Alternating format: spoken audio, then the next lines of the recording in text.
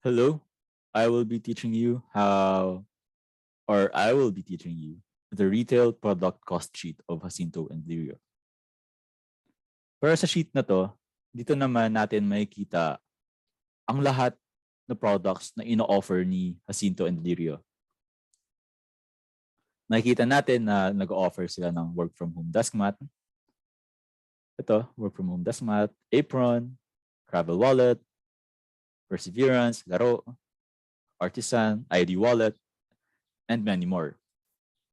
For today, I will be teaching you how to create a new sheet for creating a cost of a new product. So yung gagawin natin is pupunta tayo dito sa format sheet. And then i-duplicate natin kasi hindi ito dapat ini-edit ng mga interns. So gagawa tayo ng copy. And then pag nakagawa na tayo ng copy, i-rename natin ito dun sa bago nating product para sa Jacinto and Lirio. Alright, cell phone case. Ayan, cell phone case. Then after natin i-rename, it is always important to fill in the table on the upper left corner, which is this one. So name natin cell phone case. And then in description ng case, ano nga ba yung material na ginagamit? Alright, rubber case with J and L logo. Ayan. And then yung dimension ng case, ano nga ba yung dimensions niya? So let's say, yung length niya is, yung height niya is 5 inches. Then, yung width niya is 2.5 inches. Then after which, maglalagay na tayo ng image ng product na yun. Or yung sample image ng product. Or yung kung ano nga ba yung itsura niya pag pinroduce na siya. Pagtapos na, check natin, titingnan natin kung meron nga ba tong case na water hyacinth or wala. Kung meron, gagawin natin is mag-input natin, i-input natin yung size ng water hyacinth na nakalagay dun sa phone case. So for example, yung buong likod ng phone case ay water hyacinth. Lalagay natin dito yung size ng water hyacinth dun sa likod ng phone case. So, mapapansin natin na ito nga yung size niya dun sa likod. 5 inches by 2.5 inches. Remember, sa paglalagay dito ng water hyacinth, it is always important to put an allowance of 1 inch on all sizes. So, 6 inches by 3.5 inches. So once na meron na to, makikita natin na may value na dito sa quantity. Sa quantity para sa Makainta BKBC and Pasig W. Pero para naman dito sa succeeding columns, may error pa rin. Mainly because wala pa tayong quantity. Hindi pa natin alam or like hindi pa natin nalalagay kung ilang quantity yung gusto natin i-produce na cellphone case. So what we have to do is input the quantity. Kunwari, gusto lang natin mag-produce ng 100 pieces. So we just input 100 and then boom. May values na to. So once may values na to, turn na natin yung corporate price and then yung final SRP. Pero wala pa tayong production team na magma-manufacture ng cellphone case. So what we have to do, kasi syempre itong price na to para sa water hyacinth is just water hyacinth only. Wala pa siya ng case, wala pa siya ng cellphone case. So what we have to do then is to look for suppliers kung sino yung gagawa ng cellphone case natin. So for example, mayroon na tayong nahanap ng supplier. Yung gagawin natin is, syempre, to put here. So, lalagay natin yung name ng supplier. So, kunwari, pangalan niya, case manufacturer. Ito yung pangalan ng supplier, case manufacturer. Or yung pangalan ng company. And then, i-input natin kung ano yung pinoprovide na component niya. So, syempre, alam natin na cellphone case yung pinoprovide niya. Cellphone case. Meron na tayo. So, next is yung price, kung magkano siya for 100 pieces.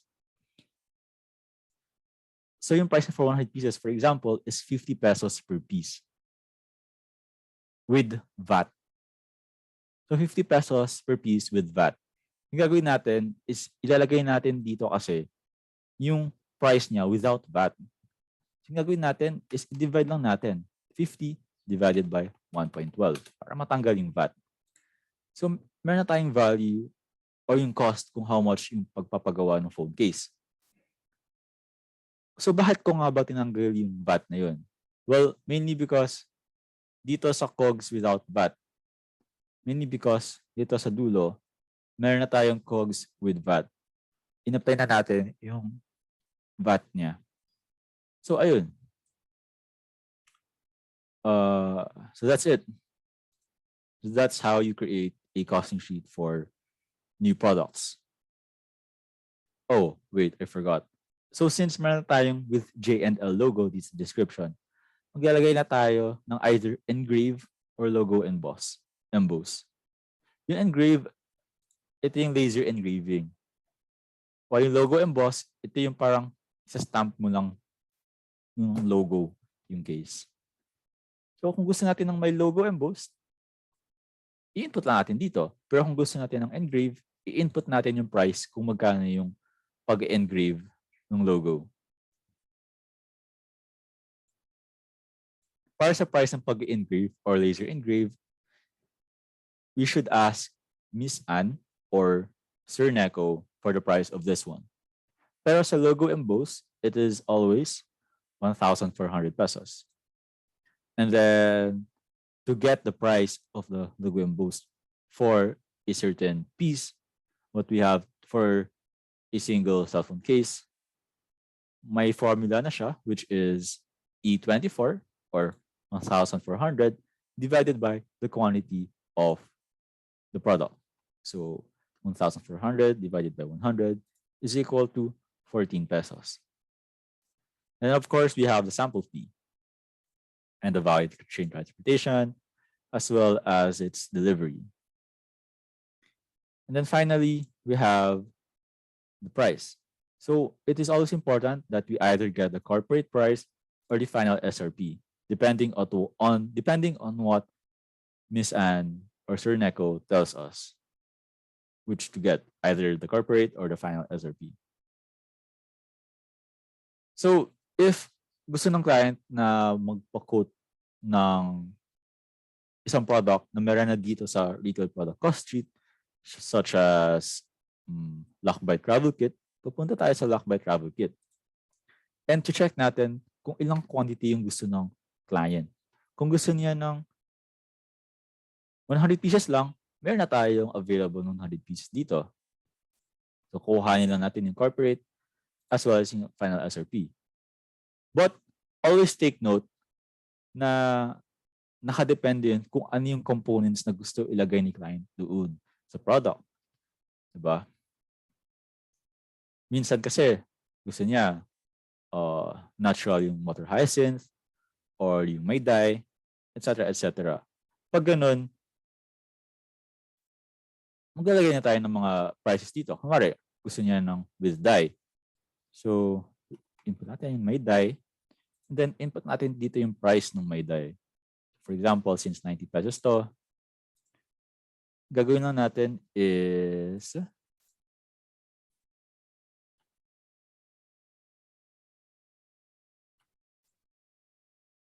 copy this, paste this, and then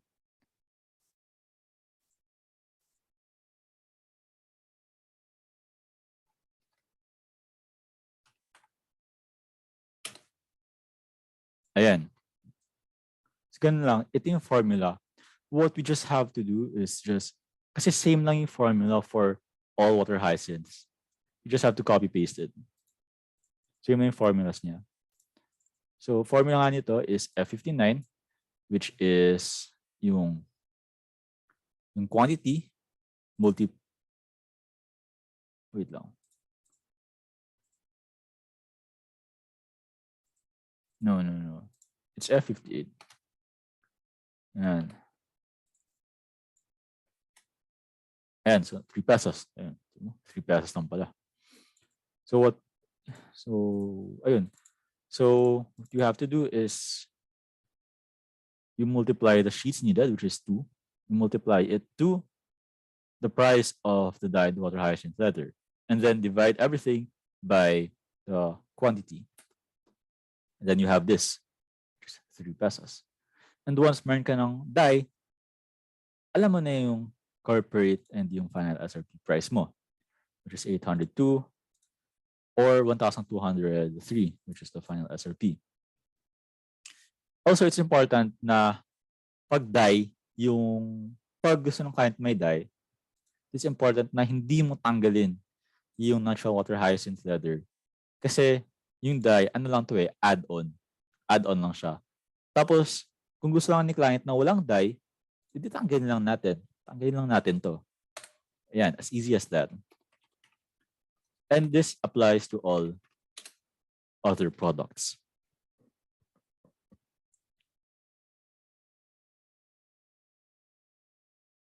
Ayun lang. So that is it for retail product cost sheet. I will also give another example. Punta naman tayo sa Alamat Dreamboard Planner Deskpad. Ayan. So ito yung components na pinoprovide ng Alamat Deskpad. Meron tayong mold, foil stamp, corkboard, Alamat Planner fillers, strip label, emboss, and sample fee. So gusto ni client mag-quote ng Alamat Dreamboard Planner Deskpad. So meron na tayo dito mga values, meron na tayo dito mga cost, how much, etc. Tapos gusto ni client na tanggalin yung Alamat Planner filler kasi parang hindi naman niya kailangan yun. So yung gagawin natin is hanapin natin yung quantity kung ilan gusto ni client bilhin. Kunwari, 100 pieces lang. With print. Ayan o, with print. 100 pieces with print, tapos ayaw niya ng Alamat Planner filler. So what we just have to do is just delete this.